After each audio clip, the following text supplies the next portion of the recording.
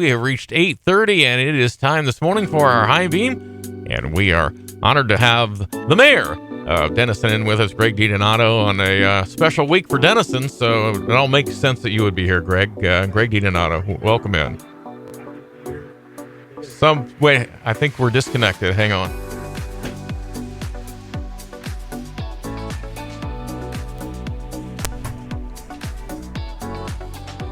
There you go. Say that again now. Yeah, I just say good morning and happy to be here, especially on the kickoff and first day of the Railroad Festival. Well, that's for sure, and we've been looking forward to this for a while. So I guess that's the most immediate thing. So does everything look prepared and ready from the mayoral standpoint? Yeah, I know everything looks good. As you know, I kind of I did step away, but of course, being mayor, you really don't step away. It's on city streets, and we do participate. You know, we bring all the furniture up from the park to, picnic tables. Of course, with the road closed signs, we have to assist on all that. But everything's gone good. I will say to everybody, the listeners out there, it's probably the best amount of food booths and selection that we've had in a while. Of course, we've all had to fight the pandemic, right. Also some of the changes, even the way festivals are today and how they're utilized is different than what they were 20 years ago. I know last year we're a couple of rides short of what you wanted, but I think that's back up to full Well, capacity. we're back up to 8 or 9 rides. Yeah. Last year, remember, went through the certification, but again, we used to be about 11 or 12, but it's what everybody's got to understand. Those rides cost thousands of dollars. They have to generate so much money in an area. Small communities, it's just not ours across. If you only generate a certain amount, that's all they're going to bring in. And you understand that because to the operators, they have to pay their bills and they have to survive too. And so if they deem that they can only afford to bring 8 rides there or 7 rides there because this is what it's going to generate, they could pay their staff and make their payments and maintain the rides. That's the way it works. And we even have to pay Robert to go out and do his show there. I mean, can you believe it? Yeah. Nope, I believe it. Things have changed. That's what I said. Things have changed. That's for sure. Hey, listen, was that the smell of fresh paint when I drove through Denison that I smelled? Yeah, we've been really, even the battle of the weather, probably the worst as far as rainy, cold spring we've had so far. But we have amazingly, we have painted both shelter houses, the Thornwood Park inside and out, underneath them as well as on the outside. We painted the restrooms and the concession stand building, the girls softball field on the south side completely, inside and out, as far as the restrooms and the outside. And we painted the restrooms in the Thornwood Park there by the shelter house. And we painted some pieces of playground equipment instead of the typical aluminum color. We've changed some to a little yellow and red. But we've done a lot of painting. We also painted the dugouts, the big field, the PHAC, painted the foul ball post, one of the flag poles. So we've been working on that. Put it this way, I've been back in, since I come home from Columbus 10, 15 years, we've done more painting in the park this year than we've done in the last 10, 15 years cumulative together. Mm-hmm. So there's been an effort to kind of spruce that up of what you have, make sure, not only that, if you don't maintain it, the wood will rot. And so it's like you have to get a coat of paint on these to keep these protected and everything from the weather elements. So we've done that. We also have got 2 roofs out of 3. We put a brand new roof on. We've gone the metal now. We put a brand new metal roof on the Thornwood Shelter House. We put a brand new metal roof on Courtesy, the Tuscarawas Community Foundation, on the softball restroom, girls softball restroom and concession stand complex. And we also are putting a new restroom. We're converting after 20 years of not knowing what to do with it. The council and us have made a decision to turn the old pump house, which used to be the pump house for the former swimming pool, which is the dog park now because that was tore out and ripped out. Mm-hmm.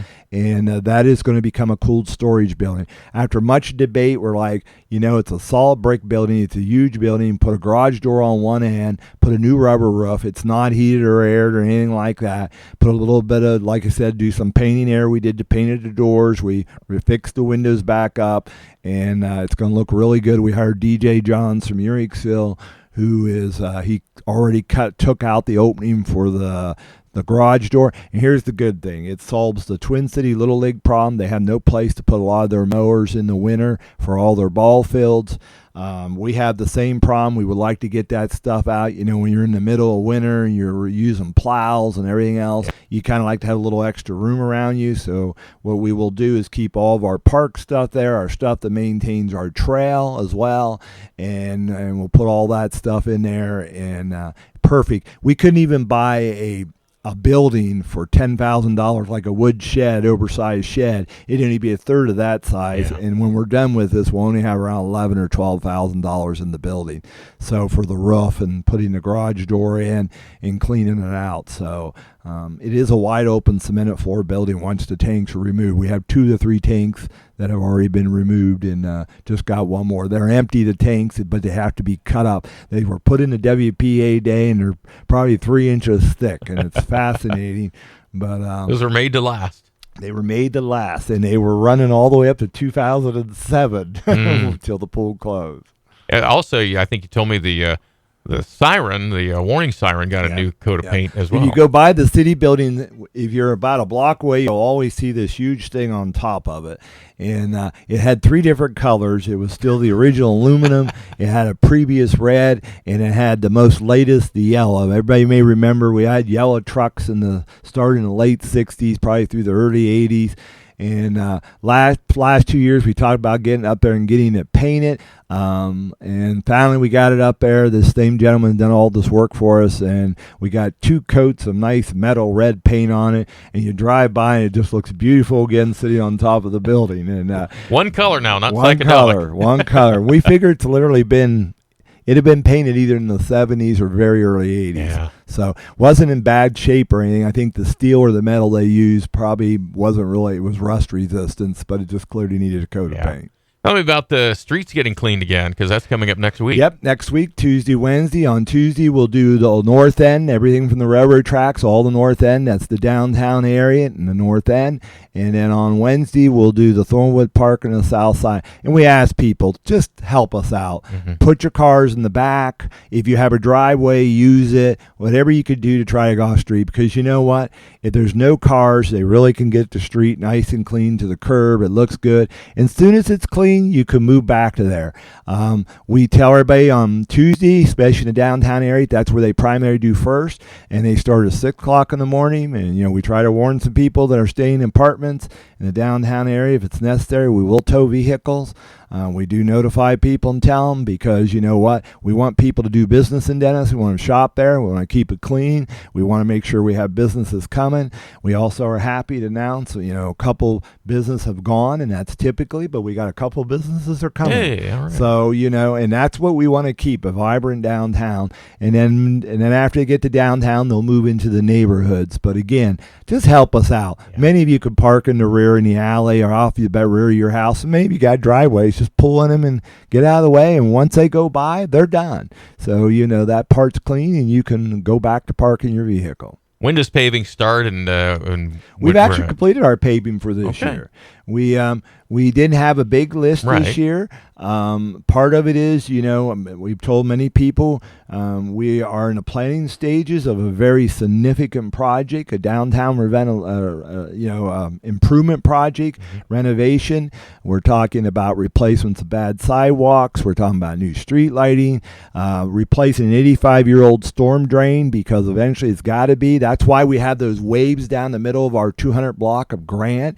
It doesn't matter if we pave it, the seals have gone bad, so every time you fill up the pipe with water from heavy rains, it washes the underneath. Yeah. They haven't collapsed. We've cambered them all, but the first thing we'll be doing is they'll go down and they'll put on all the new storm sewer connections to the corners, all the new main line, a new outlet to the creek, and then after that, we'll begin to work on getting the streets ready, repairing the sidewalks. We currently have been had several meetings with AEP and our engineer firm at Quicksols.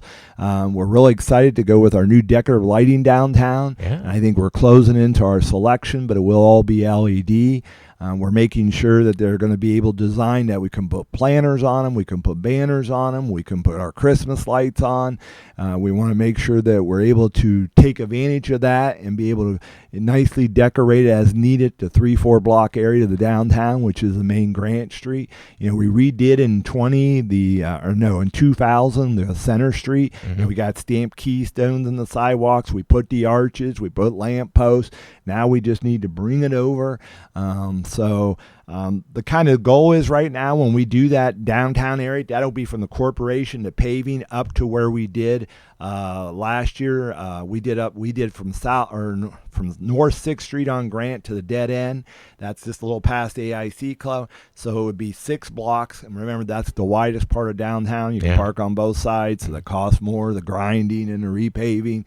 We also are looking at doing all the alleys like behind St. Mary's School, the bank, Pangrazio's, CVS, down there by Lindsay's, in between there, the drive-through and Lindsay's, behind the KSC, the Denison Eagles.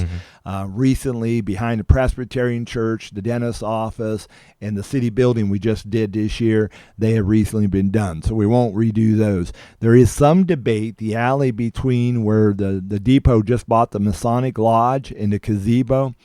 There's some debate we may grind that back and take it to the brick to give it that historical element in that area. It does have a brick under it. None of us know exactly. We know there's probably been dig outs and repairs, so we don't know. But we may experiment with that. It's pretty thin now, what's left, and we may just go out and have it plain, which is grind it, and see what we got. But the thought is, if we had a brick alley there in that area, it would fit into the charm of the historicalness. Well, yeah, and the history. So, right. All right. Well, thanks for the update, and I'm sure you want to invite everybody to the festival, which starts later today. Yep, we definitely, it opens up, I believe, at 4:00 this evening. They do have a website, and like I said, there's tons of food, and it should be a great week. We know that supposedly it's going to be nice in the 70s and sunny on Friday and Saturday, so that's just perfect weather to come and enjoy the festival. We'll come visit you. Thank you. All right, that's Greg DiDonato, the mayor of Denison. Always a good update, and now we know what's happening here. Thanks to Greg on our 8:30 High Beam this morning.